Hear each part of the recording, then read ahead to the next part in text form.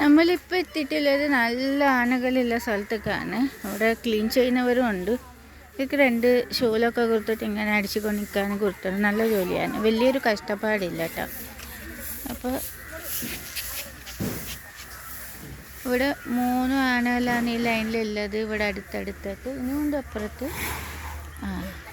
ഇവനാണ് നമ്മൾ കാണാൻ വന്നത്. നല്ല ഭംഗിയുണ്ടല്ലേ ഇവനെ. നമുക്ക് ഇങ്ങനെ ഇരുന്നിട്ട് കാണാം.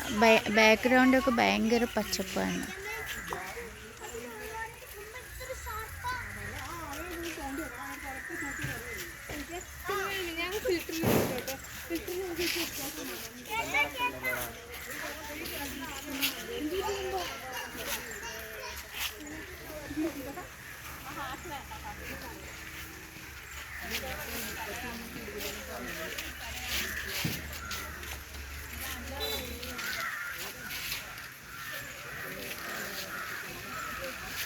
ഇത് കത്തിനെ വിളിക്കൊന്നും വേണ്ട. അത് വെറുതെ വലിയ വലിയ വിഷയങ്ങൾക്ക് നമ്മൾ അത് പോണ്ട.